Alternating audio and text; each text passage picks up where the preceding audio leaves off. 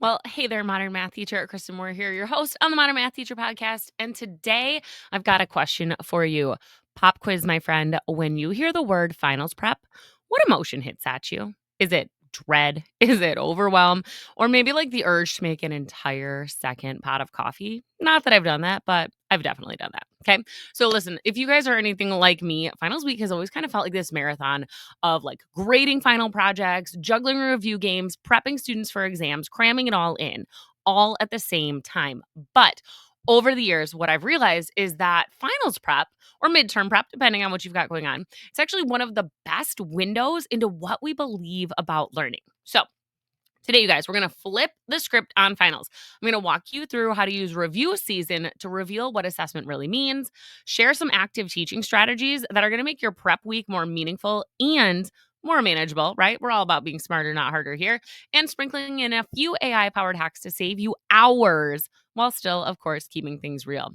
So, first up, let's start with a mindset check. Listen, our traditional finals mindset is finals are the test. They are the goal. It's to cram in everything one last time and test on what they know. Okay. But I want you to shift that to a more modern mindset. Finals are feedback. The goal is to see what your students can do with what they know, what they've learned. Assessment, like literally means to set beside, not to stand above and judge. So when we view finals through that lens, we can stop asking, like, how much can they recall? And we can start asking, how deeply can they reason, connect, and apply the concepts that they've already learned? So before you plan the Kahoot marathon or, photocopy 20 pages of review packets, pause and ask yourself, what do I really want to measure here? And if it's reasoning, communication, and connection, right? Things that you've been working on in your classroom all year long, then our prep time has to actually mirror those things. Now, let's talk about some teaching strategies that can help us with this. So, here's a fan favorite low prep, high engagement format for finals review that I called the 3-round review. Okay, first up, individual think time. Okay, students are going to tackle 3 to 5 problems or questions solo at first. This gives every student a personal starting point and builds that productive struggle. Then, step 2, turn it into table talk. Groups can compare their reasoning, their strategies. Each person can explain one question out loud before anyone can move on. You're going to hear your students doing some peer to peer reteaching, some natural error analysis coming up, and of course, collaboration, right? And they're all talking on task, which is what we want. And then you can do some version of like a gallery walk or like a carousel share where your groups can post their solutions to their problems.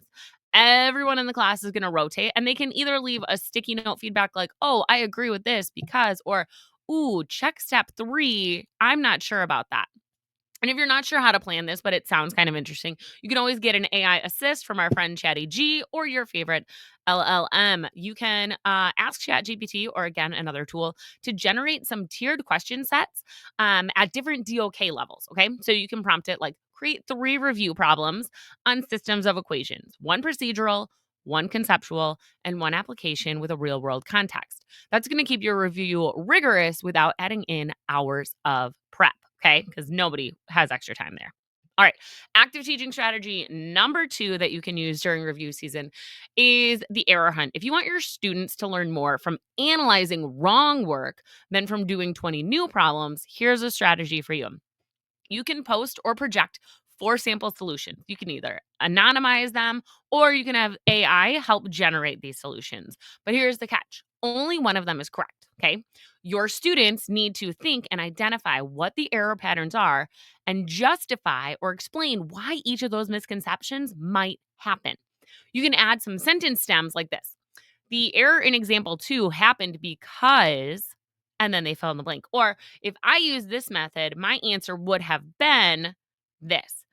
Then you can have your groups create a like fix it poster explaining how to avoid that error next time.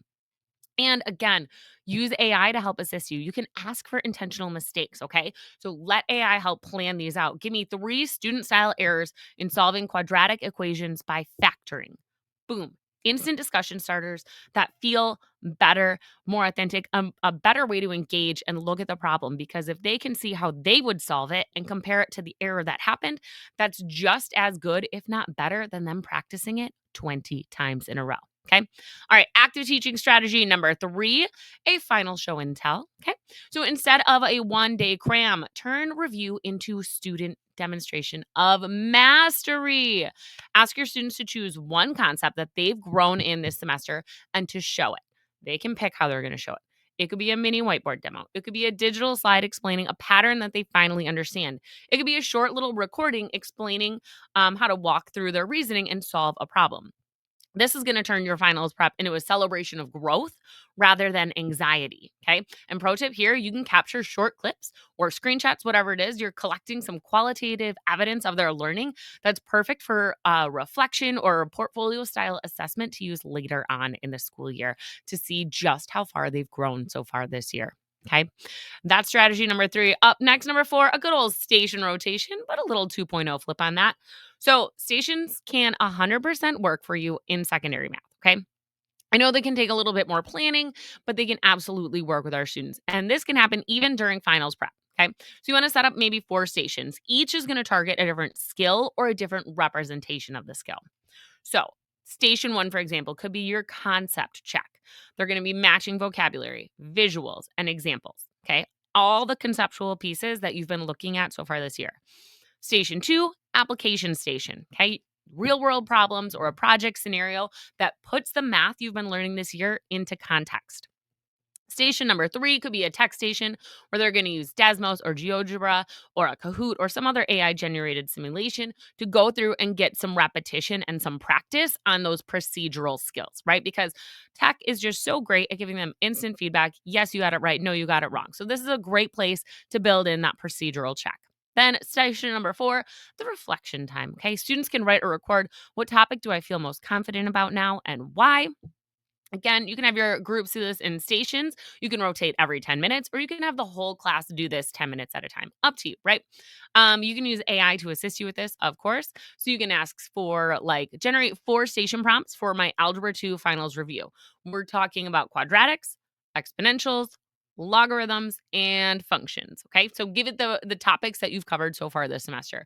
Make sure to include one real world context and one discussion question for each, or conceptual question, not necessarily a discussion question. Okay.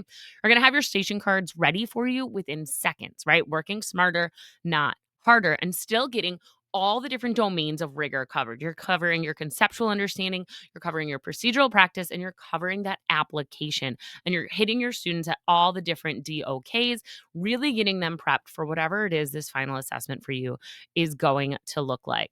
Okay. And here comes active teaching strategy number 5 for you, the Teach Back tournament. We're going to flip the script and give your students the teacher role. Here we go.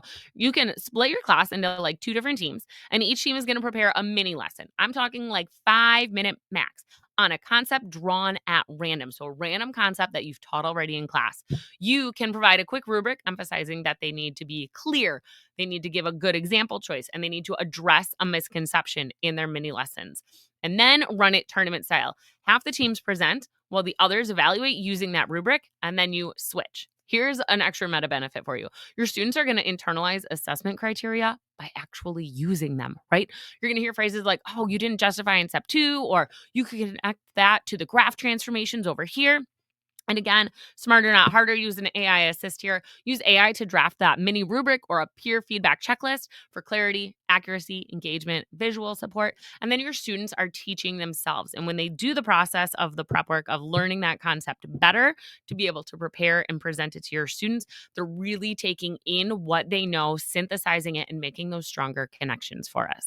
Okay. All right, you guys. So here's the thing. I want us to be thinking about our finals not as the final snapshot of their learning, but as feedback for you and your students. You know, when your students engage through these active strategies, you are going to have the opportunity to collect rich data along the way.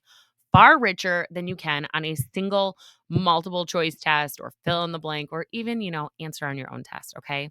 You're going to understand what your students' misconceptions are from the error hunt. You're going to gather your students' evidence on reasoning through the teach backs. You're going to show growth reflections in that show and tell all along the way while you're prepping for these finals. And listen, you can do one of these strategies each week. Build it in for half an hour during your Friday lesson. Maybe it's finals prep Friday.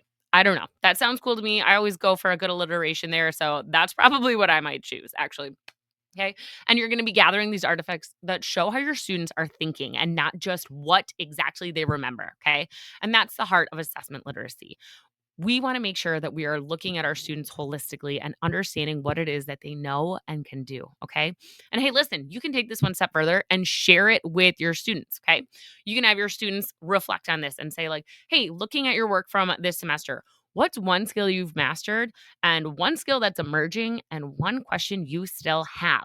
That's going to build in some metacognition and help your students see assessment as this partnership, not a gotcha moment. It's a, hey, let's show that you've actually grown in this practice. All right. All right. Cool. So, listen, I know you suggested that we use some AI assists along the way, and I fully believe that we should. And AI can help us, but also it can tempt some shortcuts. So let's make sure that we're modeling ethical use with this. Okay. If you want to show students how to use AI for practice questions, step checks, vocab quizzes, but require them maybe to annotate or critique the AI solution. That's going to help your students take ownership where it belongs. So you can give them some prompt ideas of like ask the AI to explain the mistake in your step and decide if you agree. Um, Snorkel does a really great job if you're going to use just one of those ready-made ones like at your tech station. Oh, chef's kiss. Love Snorkel for this. It will give them feedback over and over again. But you can have your students input a solution right into their favorite LLM, and then say, "What was my mistake?" and see if you can agree. Okay, or you could ask it to compare your methods with the AIs and were the reasons different. So they're going to compare their solution with how AI would solve it. You're teaching AI literacy and modeling that mathematical reasoning all at once, and that's just a win-win for everyone, right? Okay, guys. So listen, if finals are feeling heavy this upcoming season, and for a lot of us, they're fast approaching. So many of us are doing finals in December now instead of like weirdly 2.5 weeks into January. So I get it. You're trying to get them in before the holiday hits. Everything's a little bit chaotic. Remember, if your finals feel heavy, just deep breath. These are supposed to reflect the student learning, not crush it and not crush their spirits. Okay. Assessment isn't the period at the end of a sentence, it's the mirror that's going to help you decide what to do next. So this week, I would strongly encourage you to try one of those 5 strategies. Maybe it's the 3 round review, maybe it's the error hunt, or, a little mini teach back tournament. Okay. Then I want you to reflect on your own for a minute. What did I learn this week about my students' thinking today that a test alone would never have shown me? That's the kind of evidence that moves us from grading into growth. Okay. All right, you guys. Until next time, keep it real. And hey, listen, good luck with those finals, my friend.